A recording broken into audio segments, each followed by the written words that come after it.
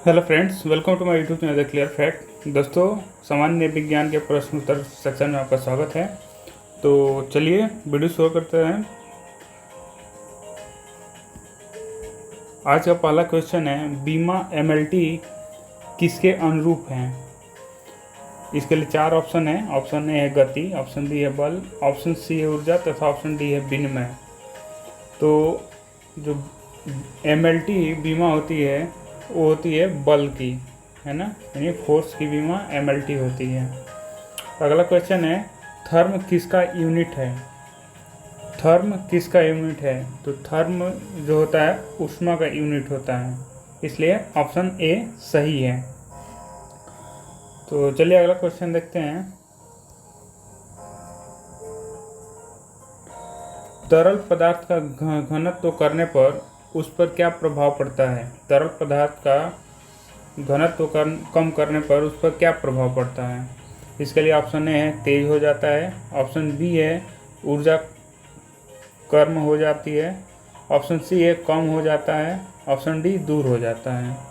तो इसमें जो सही ऑप्शन है वो है ऑप्शन सी, यानी तरल पदार्थ का घनत्व कम करने पर वो उस पर प्रभाव कम होने लगता है ना। अगला क्वेश्चन है, प्रकाश वर्ष किसका मात्रक है? तो इसके लिए 4 ऑप्शन है। ऑप्शन ए है दूरी का, ऑप्शन बी है गति का, ऑप्शन सी है ऊर्जा का तथा ऑप्शन डी है द्रव का। तो प्रकाश वर्ष दूरी का मात्रक होता है, जो कि गैलेक्सियों की या प्लैनेट्स की दूरी मापने के काम आता है। तो ज़्यादा अधिक से अधिक दूरी के लिए मापने में काम आता है। तो आइए अगला क्वेश्चन देखते हैं। टेस्ला यूनिट किस क्षेत्र से संबंधित है? इसके लिए ऑप्शन है चुंबकीय क्षेत्र से, ऑप्शन बी है द्रव्यमान से, ऑप्शन सी है गति से तथा ऑप्शन डी है ऊष्मा से। इनमें जो सही ऑप्शन है वो है ऑप्शन ए, यानी टेस्ला चुंबकीय क्षेत्र से संबंधित है ना। अगला क्वेश्चन है, विद्युत चालकता की यूनिट क्या है? तो विद्युत चालकता की यूनिट क्या है? इसके लिए 4 ऑप्शन है। पहला है मो, दूसरा है मिनट, तीसरा है गति तथा चौथा है आयाम। तो इनमें जो सही ऑप्शन है वो है ऑप्शन ए, यानी विद्युत चालकता का यूनिट मो होता है। तो आइए अगला क्वेश्चन देखते हैं। पिक्नोमीटर नामक उपकरण का प्रयोग किसे मापने के लिए किया जाता है? पिक्नोमीटर नामक उपकरण का उपयोग किसे मापने के लिए किया जाता है? इसके लिए ऑप्शन ए है ऊर्जा, ऑप्शन बी है घनत्व, ऑप्शन सी है ऊष्मा तथा ऑप्शन डी है गति। इनमें जो सही ऑप्शन है वो है ऑप्शन बी, यानी घनत्व को मापने के लिए पिक्नोमीटर का उपयोग किया जाता है। तो आइए अगला क्वेश्चन देखते हैं। एम्पियर सेकेंड किसका मात्रक है? एम्पियर सेकेंड किसका मात्रक है? तो इसके लिए ऑप्शन ए है ऊर्जा की मात्रा का, ऑप्शन बी है आवेश की मात्रा का, ऑप्शन सी है गति की मात्रा का तथा ऑप्शन डी है ऊष्मा की मात्रा का। इनमें जो सही ऑप्शन है वो है ऑप्शन बी, यानी आवेश की मात्रा को एम्पियर सेकेंड में मापा जाता है। तो चलिए अगला क्वेश्चन देखते हैं। अगला क्वेश्चन है, इलेक्ट्रॉन वोल्ट किसका मात्रक है? इसके लिए ऑप्शन ए है ऊर्जा, ऑप्शन बी है गति, ऑप्शन सी है ऊष्मा तथा ऑप्शन डी है द्रव। इनमें जो सही ऑप्शन है वो है ऑप्शन ए, यानी इलेक्ट्रॉन वोल्ट ऊर्जा का मात्रक है ना। अगला क्वेश्चन है, क्या कारण है कि मेघाच्छन्न रात की अपेक्षा निर्मल रात अधिक ठंडी होती है? क्या कारण है कि मेघाच्छन्न रात की अपेक्षा निर्मल रात अधिक ठंडी होती है? इसके लिए ऑप्शन ए नियत आयाम के कारण, ऑप्शन बी है विकिरण के कारण, ऑप्शन सी है ऊष्मा की कमी होने के कारण तथा ऑप्शन डी है आवेश की कमी होने के कारण। तो इनमें जो सही ऑप्शन है वो है ऑप्शन बी, यानी विकिरण के कारण मेघाच्छन्न रात की अपेक्षा निर्मल रात ज़्यादा ठंडी होती है। आइए अगला क्वेश्चन देखते हैं। अगला क्वेश्चन है, द्रव तापमापी की अपेक्षा गैस तापमापी अधिक संवेदनशील होता है?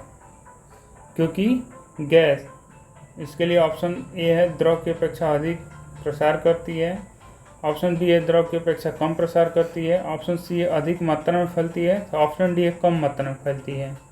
तो इनमें जो सही ऑप्शन है वो है ऑप्शन ए, यानी द्रव, गैस जो है द्रव की अपेक्षा में अधिक फैलती है। यही कारण है कि द्रव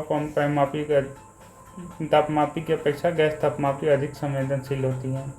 अगला क्वेश्चन है सर्वोत्तम ऊष्मा सुचालक है, इसमें पारद का, ऊष्मा का, गति का या गोले का?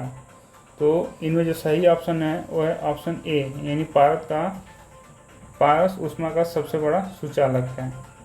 तो आइए अगला क्वेश्चन देखते हैं। अगला क्वेश्चन है ऑटोमोबाइलों यानी मोटर कारों में हाइड्रोलिक ब्रेकों के कारण पर कौन सा नियम लागू होता है? यानी ऑटोमोबाइलों में हाइड्रोलिक ब्रेकों के कार्य कारण पर कौन सा नियम लागू होता है? इसके लिए ऑप्शन ए ऊष्मा का नियम, ऑप्शन बी है पैस्कल का नियम, ऑप्शन सी है आवेश का नियम तथा ऑप्शन डी है गति का नियम। इनमें जो सही ऑप्शन है वह है ऑप्शन बी, यानी ऑटोमोबाइल के हाइड्रोलिक ब्रेकों पे पास्कल का नियम लागू होता है। अगला क्वेश्चन है बस के ड्राइवर के पास लगा दर्पण होता है? उत्तल दर्पण, सामान्य दर्पण, अवतल दर्पण, चौथा है कैमरा। इनमें सही ऑप्शन है वह है ऑप्शन ए, यानी बस ड्राइवर के पास जो दर्पण लगा होता है वो उत्तल दर्पण होता है। तो चलिए अगला क्वेश्चन देखते हैं। अगला क्वेश्चन है हीरे की चमक का क्या कारण होता है? ऑप्शन ए है प्रकाश का बाहरी परावर्तन, ऑप्शन बी है प्रकाश का आंतरिक परिवर्तन, ऑप्शन सी है बहुलिक आंतरिक परिवर्तन तथा ऑप्शन डी है बहुलिक बाहरी परावर्तन। तो इसमें जो सही ऑप्शन है वो है ऑप्शन बी, यानी हीरे चमकने का जो कारण होता है वो प्रकाश का आंतरिक परावर्तन होता है। अगला क्वेश्चन है श्वेत प्रकाश को भिन्न भिन्न रंगों में विभक्त करने के लिए किसका प्रयोग किया जाता है? ऑप्शन ए है प्रिज्म, ऑप्शन बी है अपवर्तन, ऑप्शन सी है कैमरा तथा ऑप्शन डी है ऊष्मा। तो इनमें जो सही ऑप्शन है वो है ऑप्शन ए, यानी श्वेत प्रकाश को विभिन्न रंगों में विभक्त करने के लिए प्रिज्म का उपयोग किया जाता है। तो आइए अगला क्वेश्चन देखते हैं। अगला क्वेश्चन है किसी पिन होल कैमरे में हमें सामान्यतः क्या मिलता है? तो इसके लिए ऑप्शन ए है सीधी छाप, ऑप्शन बी है उल्टी छाप, ऑप्शन सी है अपवर्तन तथा ऑप्शन डी है ऊर्जा। तो इसमें जो सही ऑप्शन है वो है ऑप्शन बी, यानी किसी पिन होल कैमरे में हमें सामान्यतः उल्टी छाप मिलता है। अगला क्वेश्चन है जल का तालाब कम गहरा दिखाई देने का कारण क्या है? इसके लिए ऑप्शन ए है अपवर्तन, ऑप्शन बी है परावर्तन, ऑप्शन सी है प्रिज्म तथा ऑप्शन डी है सीधी छाप। तो इनमें जो सही ऑप्शन है वो है ऑप्शन बी, यानी जल का तालाब गहरा दिखाई देने का कारण उसका परावर्तन होता है। तो चलिए नेक्स्ट क्वेश्चन देखते हैं। अगला क्वेश्चन है प्रकाश का वेग सबसे पहले किसने मापा था? प्रकाश का वेग सबसे पहले किसने नापा था? Option A Newton, option B है रोमन, ऑप्शन सी है हॉकिंग्स तथा ऑप्शन डी है डॉक्टर भाभा। तो इनमें जो सही ऑप्शन है वो है ऑप्शन बी, यानी रोमर ने प्रकाश का वेग सबसे पहले मापा था।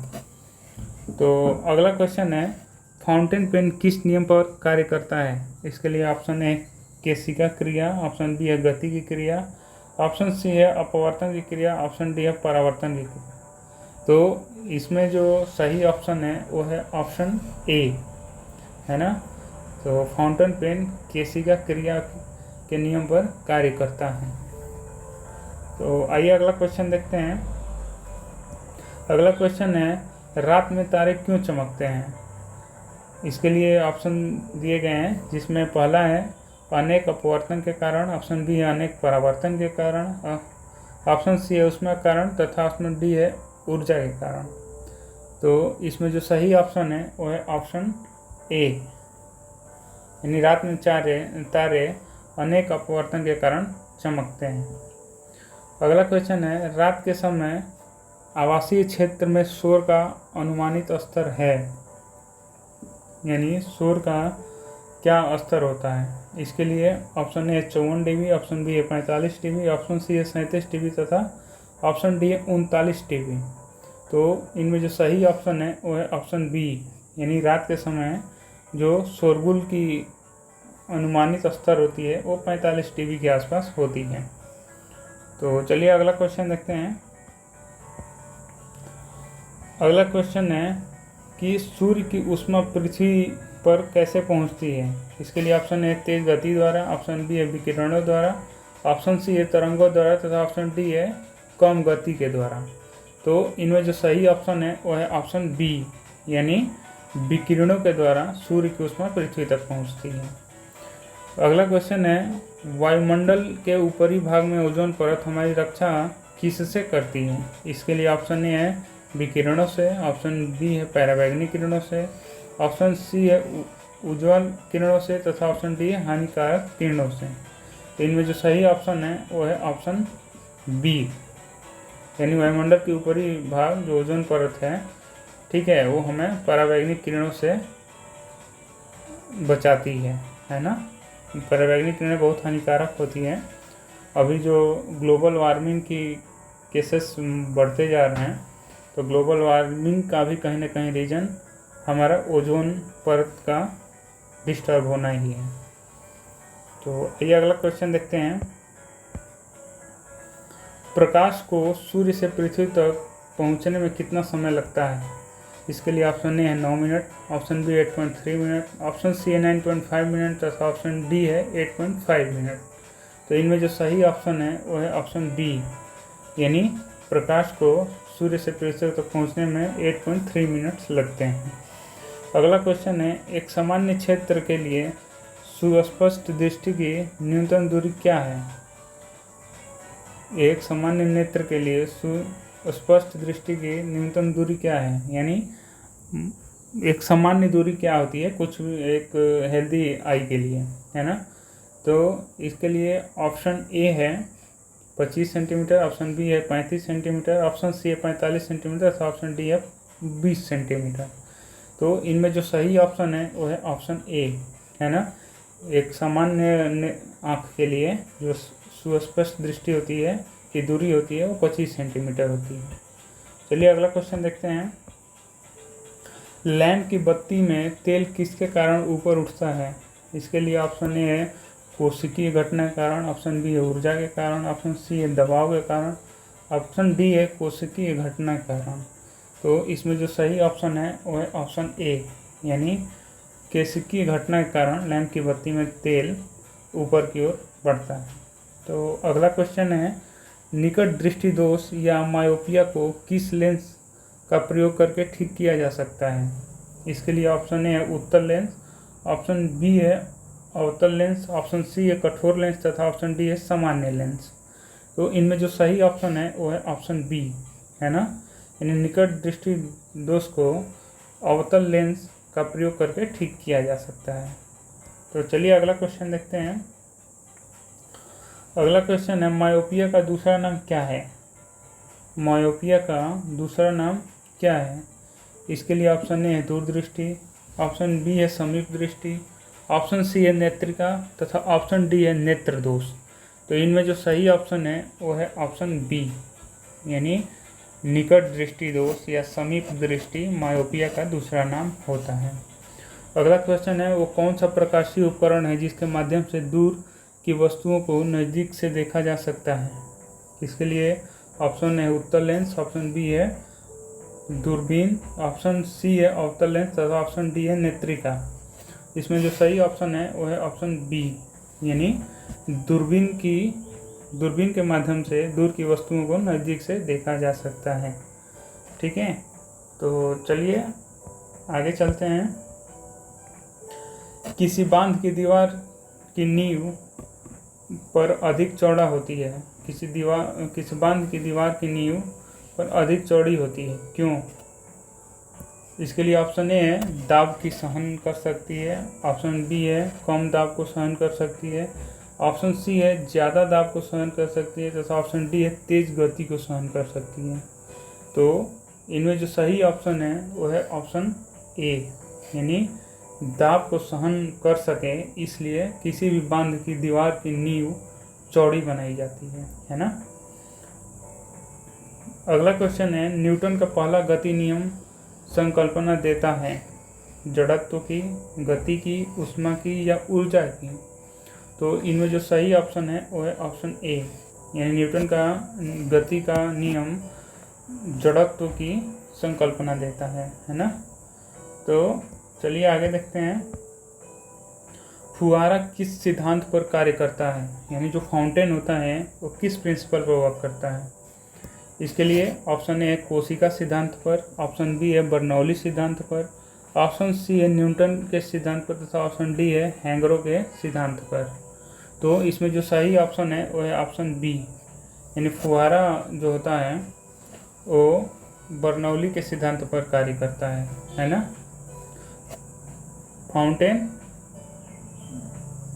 फाउंटेन बर्नौली के सिद्धांत पर कार्य करता है ना। तो चलिए अगला क्वेश्चन देखते हैं, एनोमोमीटर क्या मापने के काम आता है। इसके लिए ऑप्शन ए है गति के वेग, ऑप्शन बी है ऊष्मा के वेग, ऑप्शन सी है पवन के वेग को, ऑप्शन डी है ऊर्जा को। तो इसमें जो सही ऑप्शन है वो है ऑप्शन सी, है ना। एनोमोमीटर पवन के वेग को मापने के लिए काम करता है। अगला क्वेश्चन है, बॉल पेन किस सिद्धांत पर कार्य करता है। इसके लिए ऑप्शन ए है पृष्ठीय तनाव के सिद्धांत पे, ऑप्शन बी है बाहरी तनाव, ऑप्शन सी है आंतरिक तनाव तथा ऑप्शन डी है घर्षण। इसमें जो सही ऑप्शन है वो है ऑप्शन ए, यानी बॉल पेन पृष्ठीय तनाव के सिद्धांत पर कार्य करता है। अगला है, पानी से निकलने पर शेविंग ब्रश के हाथ आपस में चिपक जाते हैं, इसका क्या कारण है। आंतरिक तनाव, ऑप्शन बी है पृष्ठ तनाव, ऑप्शन सी है घर्षण तथा ऑप्शन डी है बाहरी तनाव। तो इनमें जो सही ऑप्शन है वो है ऑप्शन बी, यानी शेविंग ब्रश के आपस में चिपकना पृष्ठ तनाव का ही कारण होता है। तो आइए अगला क्वेश्चन देखते हैं, तड़ित किसके द्वारा उत्पन्न होती है। तड़ित किसके द्वारा उत्पन्न होती है। इसके लिए ऑप्शन ए है विद्युत विसर्जन के कारण, ऑप्शन बी है कोणीय संवेग के कारण, ऑप्शन सी है संवेग के कारण तथा ऑप्शन डी है शक्ति के कारण। तो इनमें जो सही ऑप्शन है वो है ऑप्शन ए, यानी जो तड़ित होती है वो विद्युत विसर्जन के द्वारा उत्पन्न होती है। अगला क्वेश्चन है, सबसे पहले गृह गति नियम का निरूपण किसने किया था। इसके लिए ऑप्शन ए है डेविड थॉमसन, ऑप्शन बी है जोन्स केपलर, ऑप्शन सी है हैकिंग्स तथा ऑप्शन डी है जॉनसन। इनमें जो सही ऑप्शन है वो है ऑप्शन बी, यानी सबसे पहले गृह गति नियम का निरूपण जोन्स केपलर ने किया था। तो आइए अगला क्वेश्चन देखते हैं, वायुयान खड़े लूप में हवाई करतब दिखा सकता है। इसके लिए ऑप्शन है अभिकेंद्र बल के कारण, ऑप्शन बी है ऊष्मा वेग के कारण, ऑप्शन सी है घर्षण बल के कारण तथा ऑप्शन डी है विद्युत बल के कारण। इनमें जो सही ऑप्शन है वो है ऑप्शन ए, ठीक है, यानी वायुयान खड़े लूप में हवाई करतब दिखा सकता है अभिकेंद्र बल के कारण। अगला क्वेश्चन है, रॉकेट की गति पर कौन सा संरक्षण सिद्धांत लागू होता है। इसके लिए ऑप्शन है संवेग का संरक्षण, ऑप्शन बी है वेग का संरक्षण, ऑप्शन डी है गति का संरक्षण तथा ऑप्शन डी है अभिकेंद्र का। तो इसमें जो सही ऑप्शन है वो है ऑप्शन ए, यानी रॉकेट की गति पर संवेग के संरक्षण का सिद्धांत लागू होता है। तो उम्मीद करते हैं ये वीडियो आपके लिए काफ़ी हेल्पफुल होगी। Thanks for watching the video and wish you all the best for your all coming exam. Thank you.